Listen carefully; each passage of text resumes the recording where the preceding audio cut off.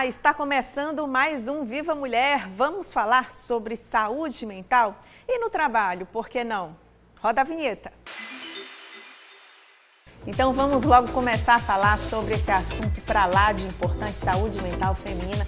Cristiane Barreto, psicóloga, muito obrigada pela sua participação. Eglantine Cisnano, enfermeira do trabalho, muito obrigada também pela participação de vocês, realmente muito importante aqui.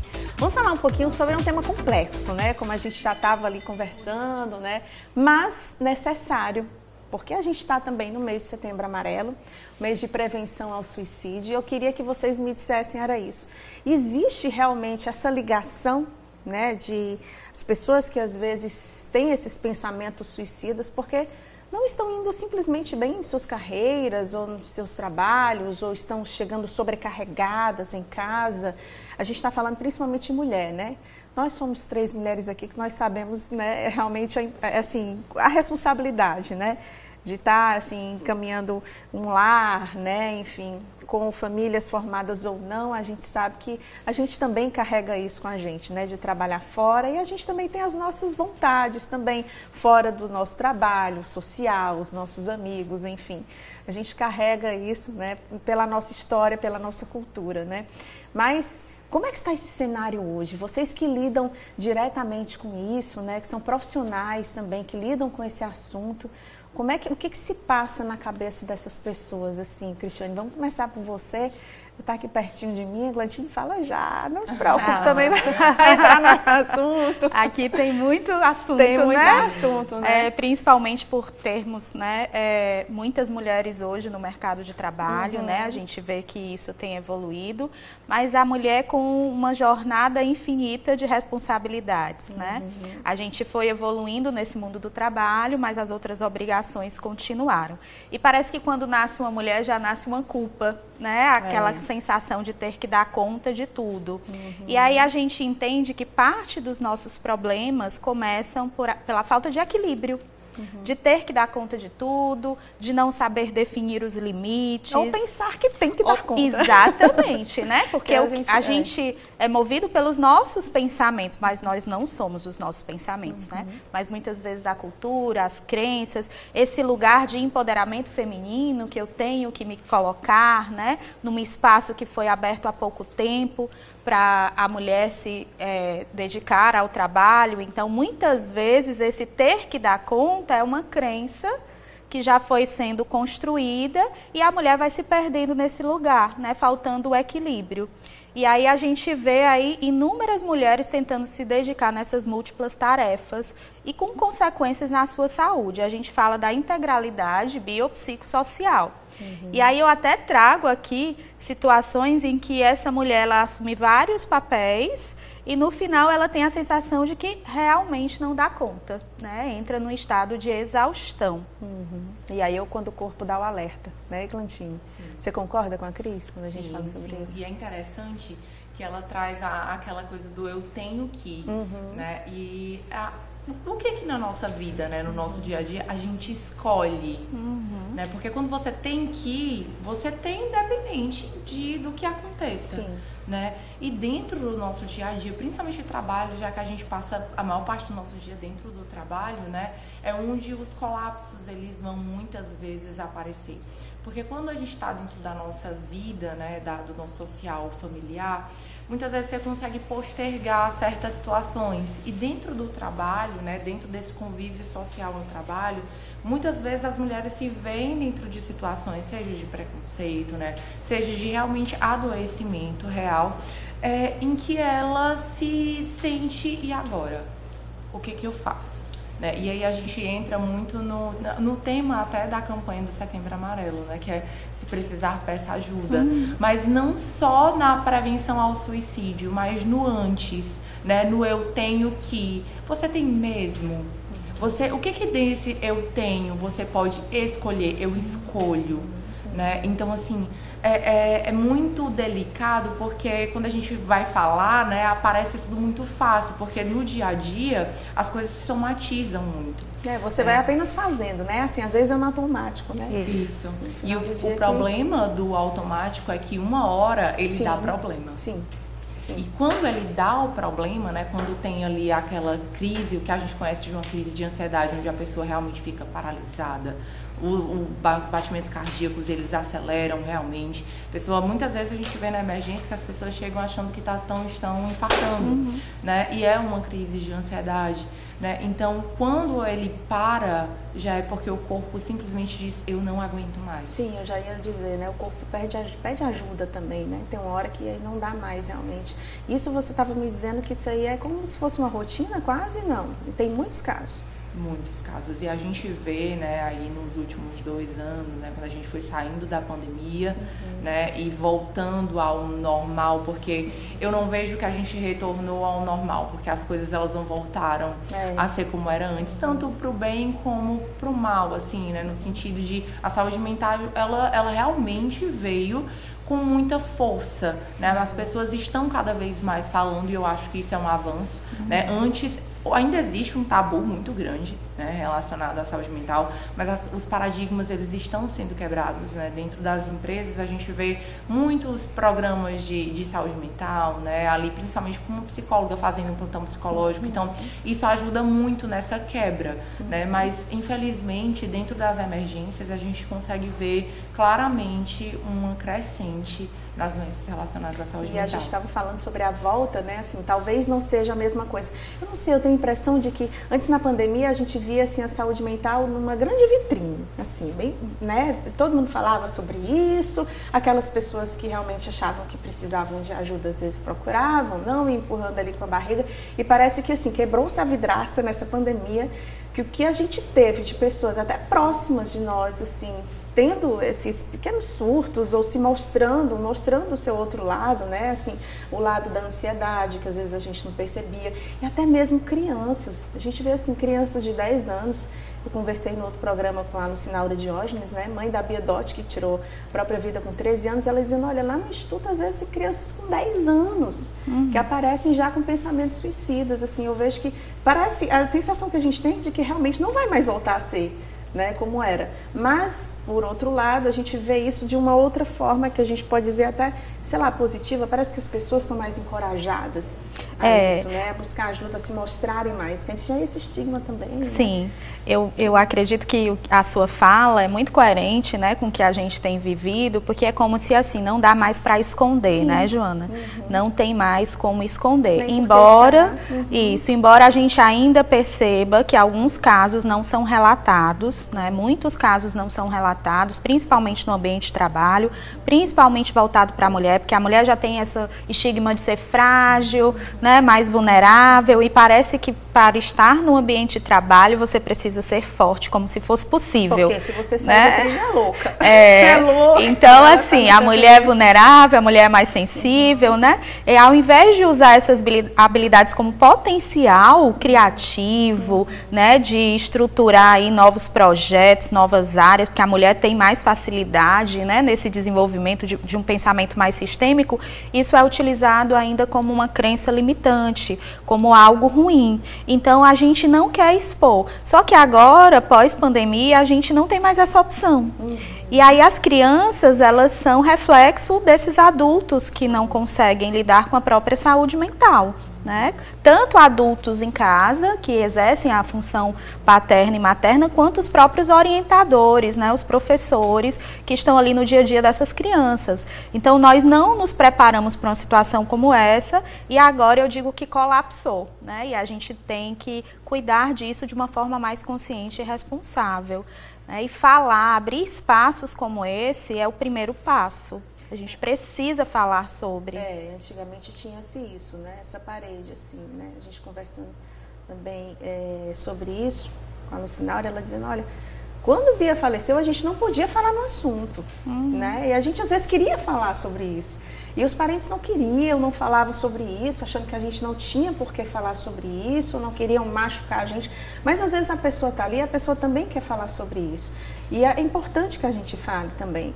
E acho que o papel da imprensa tem essa responsabilidade, assim, de falar sobre isso com muita cautela, né, mas também com responsabilidade, mas também sem esconder, né, que existe, a realidade está aí, a gente sabe, né, e o desafio realmente são aqueles sinais, né, Glantinha? A gente estava falando sobre isso até lá na redação Sinais.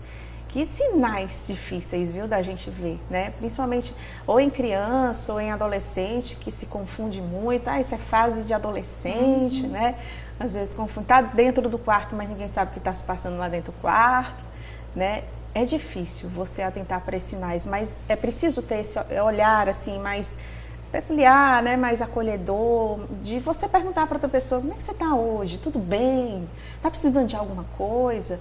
Às vezes, só isso você consegue distinguir algo, é isso? É engraçado, porque a gente parece que está voltando a ensinar as pessoas como serem seres humanos de verdade, né? Assim, de como se importar com o outro.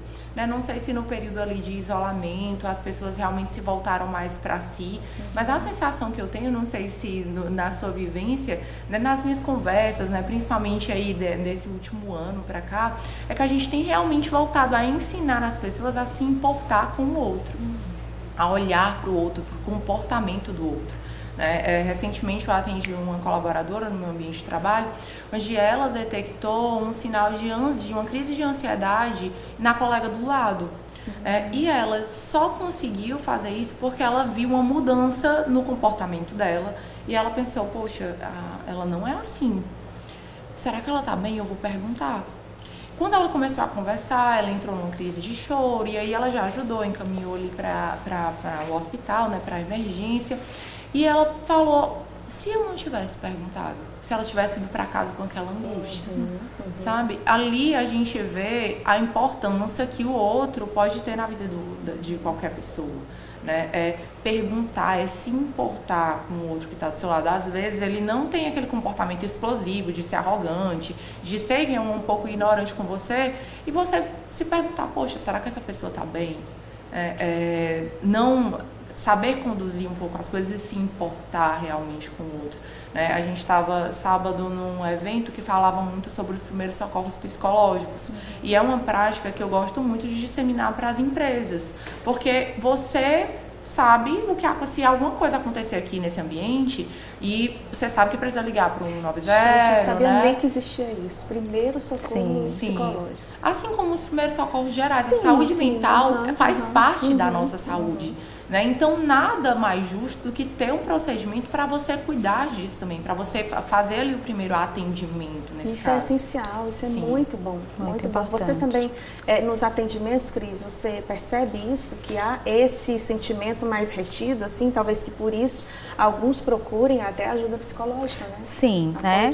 A gente ainda tem tabu, né? Assim, eu recebo pacientes ainda que não externalizam que estão fazendo o processo de psicoterapia, né, um pouco às escondidas, porque tem vergonha, porque não pode demonstrar fragilidade, principalmente no ambiente de trabalho, tá?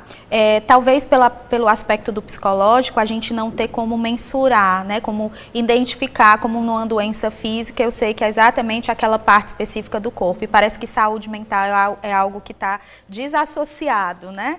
Então, como eu não tenho essa visibilidade do que é psíquico, as pessoas ficam com um certo receio, né? Será que ele vai dar conta de continuar fazendo as atividades normalmente? Então, eu ainda recebo pacientes com essas restrições, né? De não conta para ninguém, a minha família não sabe. E isso vai dificultando a cadeia de ajuda, porque um dos fatos importantes é ter uma rede de apoio, né? Ter uma cadeia de ajuda, tanto de profissionais qualificados como de pessoas próximas, de familiares, como, né, foi dito aqui no próprio trabalho, onde a gente convive muito mais tempo, às vezes, do que em casa. E aí existem, sim, sinais de percepção, e essa cadeia de ajuda, ela realmente consegue dar um suporte, tá? Mas é um suporte consciente. Primeiro, não há lugar de culpado, né? Eu vejo muitas vezes a angústia da família ou de quem trabalha junto, achando que poderia ter dado conta disso, de novo ter que dar conta. Não, você precisa estar mais atento para sinais de mudança. Sinais de mudanças fisiológicas, de alteração de sono, de humor, ou de irritabilidade, ou de isolamento social. Sinais de mudança mesmo de comportamento, atividade simples que aquela pessoa desenvolvia, ela não consegue mais, a capacidade de atenção, concentração está comprometida. Então, você tem ali uns sinais que você consegue perceber pequenas mudanças e aí você precisa se colocar à disposição para escutar. Sim. E escutar não é julgar. E muitas vezes, até nessa escuta, Joana, a gente tem que dar conta. Eu vou precisar ouvir alguém e eu tenho que dar uma solução. Não.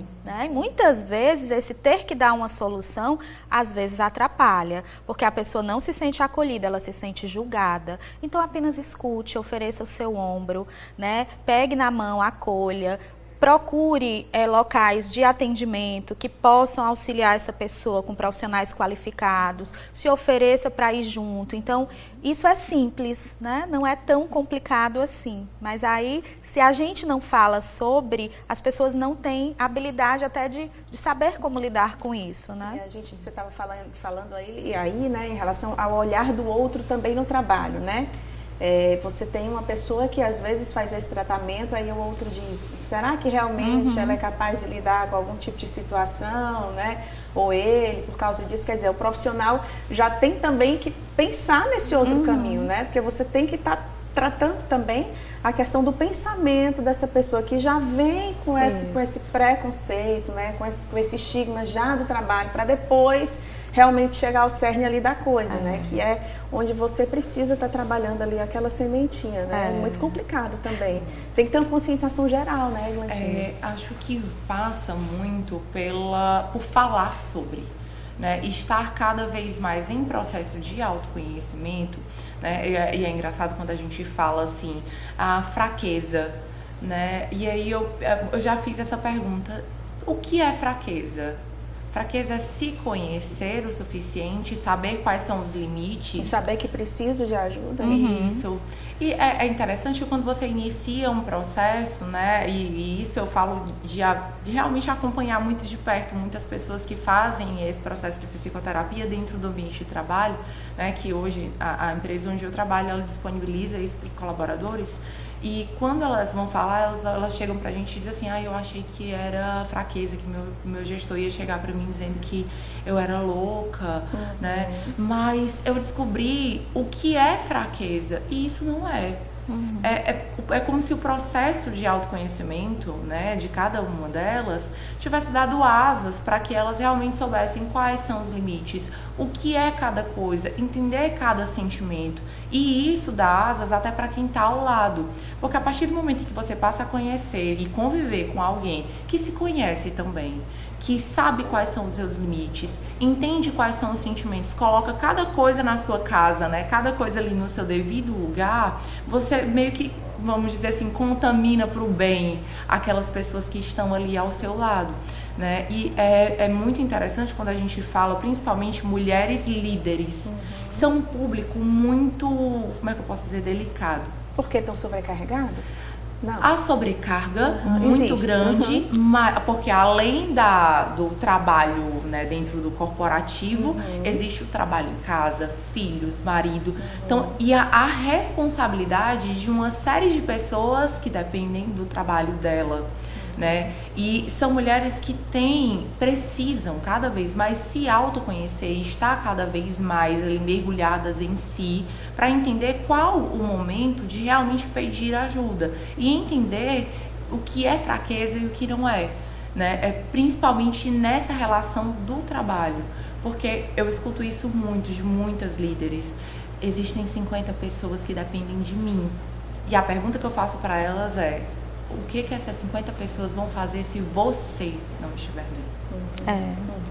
Tanto é, Joana, que tem, né, a Organização Mundial de Saúde reconheceu como síndrome relacionada ao trabalho, burnout, né, que é a síndrome da exaustão. Sim. E aí essa característica ela é mais ampla nas mulheres. A gente vê que os índices nas mulheres mães, né, casadas, porque tem essas multitarefas, mas porque também tem um ambiente estressor maior, porque ela luta contra, né, uma crença e uma cultura de que a mulher não pode estar ali naquele espaço, né, exercendo determinadas funções. Então tem uma exaustão maior, porque além de ela ter que lidar com as inúmeras habilidades e executar inúmeras tarefas e ser responsável por muitas pessoas, ela tem uma luta sobre o espaço que ela ocupa, né? Já que a gente está aqui falando muito sobre esse lugar da mulher. Então, essa exaustão, ela vem mais fácil para esse campo, né, para o feminino.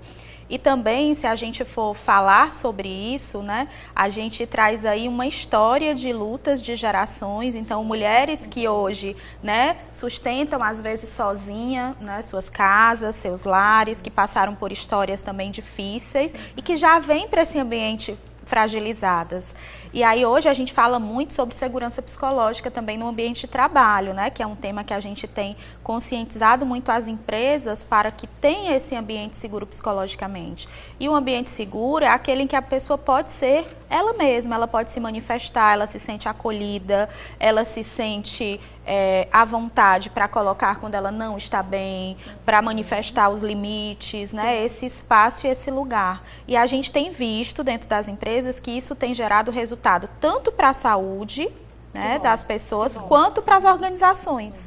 Porque o potencial humano, né, as habilidades que a gente tem para desenvolver o trabalho, elas ficam mais fortes, mais fortalecidas quando eu estou bem, psicologicamente. E já que a gente está em Setembro Amarelo, quando se chega, assim, a minha dúvida, quando se chega assim, já no pensamento suicida, é porque a pessoa já passou por um processo cansativo e não se autocuidou, não se cuidou, não... E como é que a gente tem, não é julgando, né? Mas tem como fazer um alerta em relação a isso, para não se chegar até isso ou não? Ele pode surgir numa crise, numa briga no trabalho, numa briga no trânsito, dentro de casa, no aborrecimento, porque o nosso cérebro é uma caixinha de surpresas, né?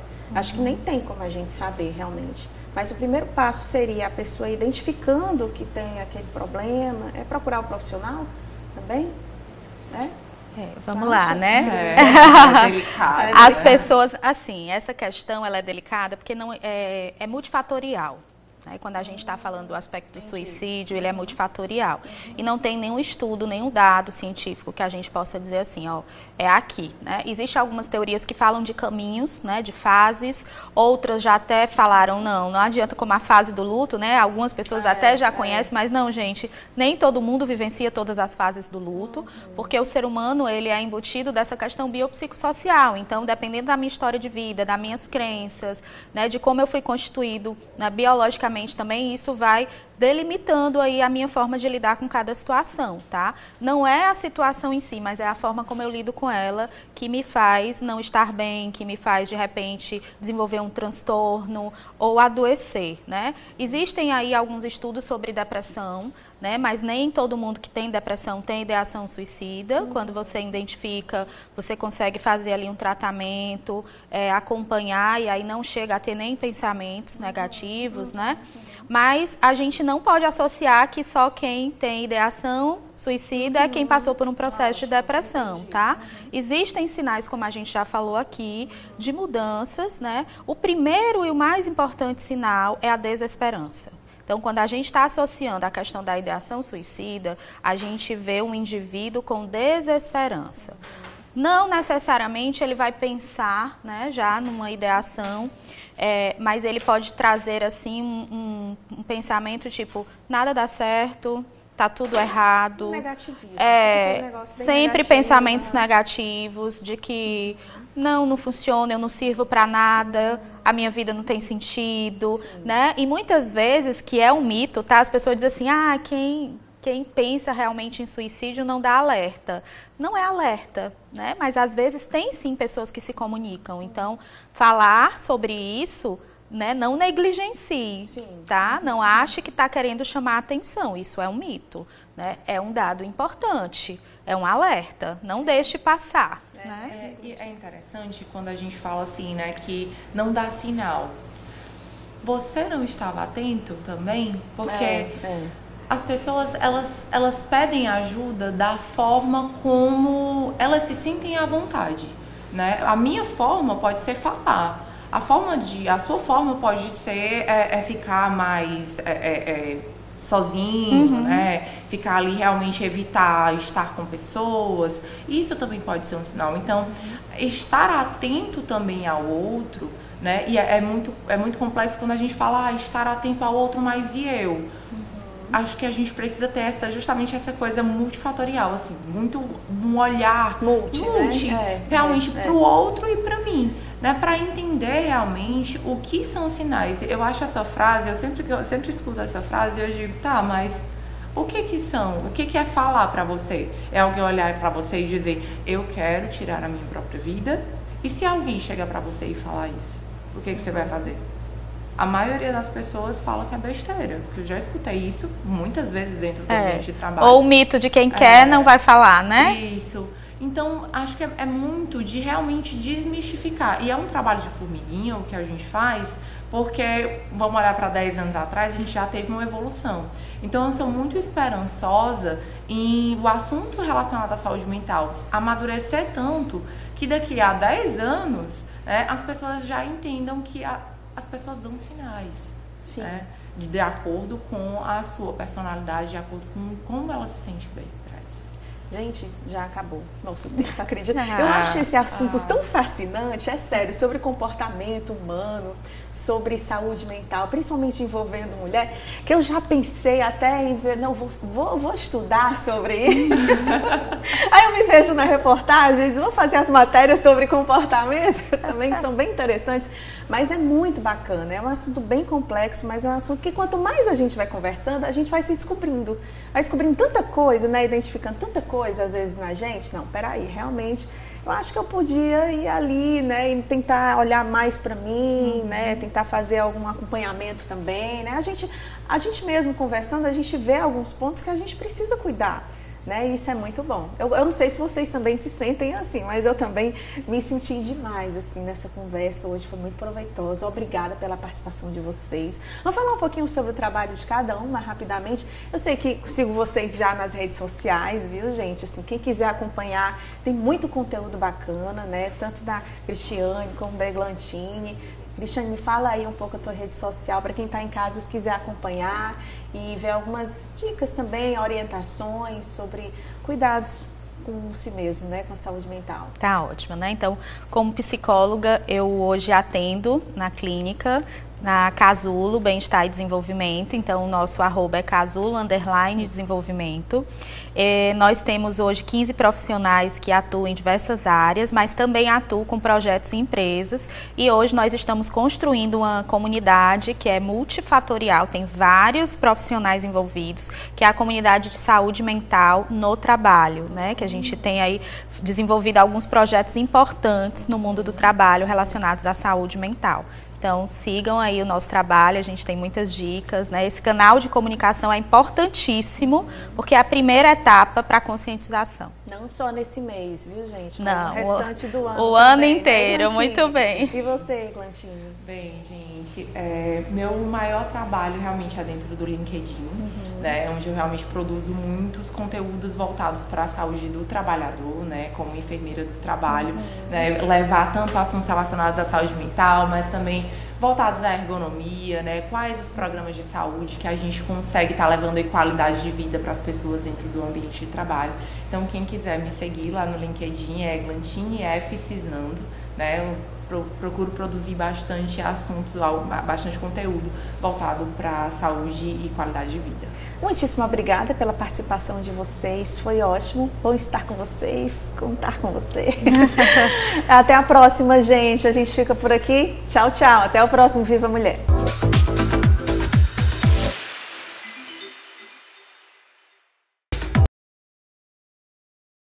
TV Câmara Fortaleza, a fortaleza da nossa cidade é você.